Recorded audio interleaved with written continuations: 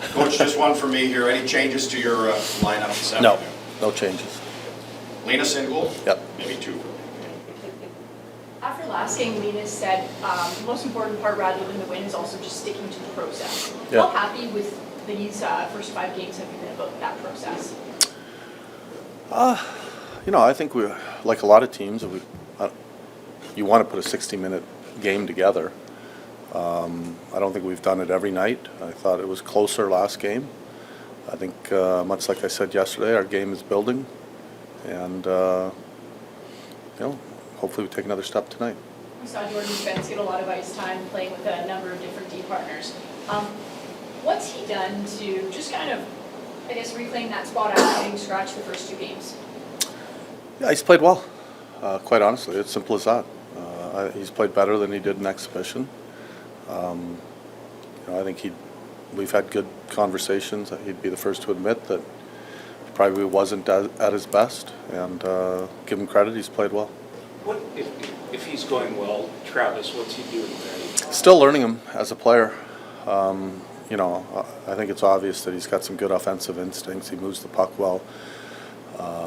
Making sure that he's strong in his own zone is also part of being a defenseman, and making reads, closing plays off, shutting plays down, eliminating guys, being strong at your net, all the things that go into being a defenseman. On the other side, Tyler Cleven's 100th NHL game tonight. Maybe how would you monitor his growth from when you first? It's been, again, we spoke about Clev a couple days ago. He's growing into a player that we envision. Still room to grow, but he's taken some good steps. When you're a young defenseman in the league, 100 games really isn't that much, and from 100 to 200, he's only going to get better. You used the diamond PK the last year or two. Yeah. You're at 55% right now. How much confidence do you have in just the philosophy of your PK? Yeah, I have. We talk about it a lot in our room. There's really 2 systems. You can have a diamond or a traditional. Not a lot of teams play the traditional anymore. There's probably 4 or 5. I just, right now we're sticking with the diamond.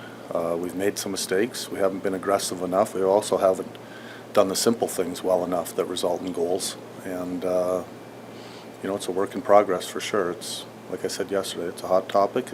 It's a hot topic in here, obviously. If it continues to struggle, how open are you to change? I'm confident that we will continue to improve.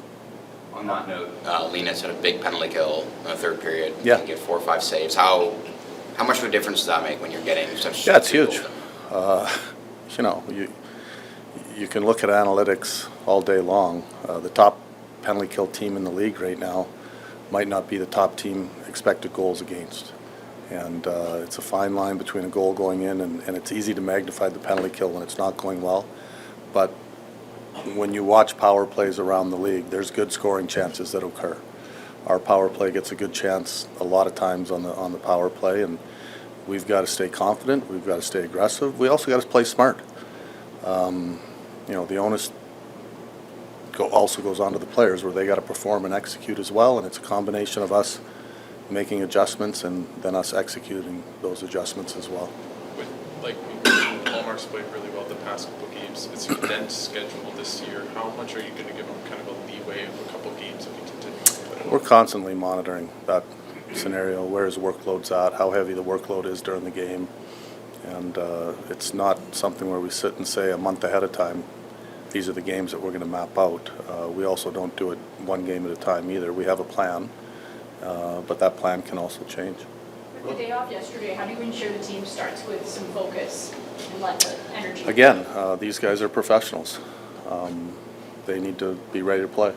Just because you had a day off yesterday, that part of that process starts yesterday, and making sure that you're getting your body ready to play and taking care of it and coming to the rink ready to play. It's going to be a lot of days like this where you have days off before a game this year.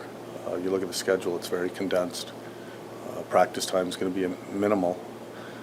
There's going to be certain times where you can practice, but there's also going to be certain times where you have to take a day off.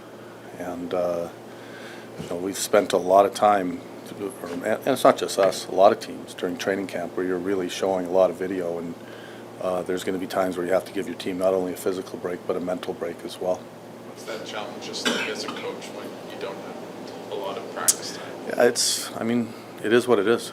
I say it to you guys a lot. You can't overthink the things you can't control, but you know, it might be tiny adjustments in morning skates where you're working on things that you wouldn't normally work on, and we'll probably see a little bit of that this year as well. What have you thought of just the Shabbat-Jensen pair? So Could be better. Yeah. I look at the analytics too. Is that something with just Jensen coming off an injury that you want to? Yeah, you know, first of all, I'm not going to sit and say that it's one thing or another. I think they both are capable of playing better. They've shown it in the past. Jens is healthy. They can play better. It was the New York Islanders that drafted you in the second round back in 1989. This is where Long you got time your ago. start. Yeah. What just fond memories do you have of starting your NHL career with that organization? Lots. Yeah, seems like a long time ago, but certain things in your life you never forget. Obviously, a lot of fond memories. Team I broke in with, I owe them a lot. The organization a lot. Had a lot of good memories, met a lot of good people that helped me along the way, and you know, it's still always a special game whenever I play the Islanders. Was there somebody specific with the organization that gave you advice that you still think of to this day? You know, Butch Goring, I had Butch in the minors. You know, he helped me along the way a lot. Al Arbor helped me a lot. Lauren Henning, a lot of people in that organization.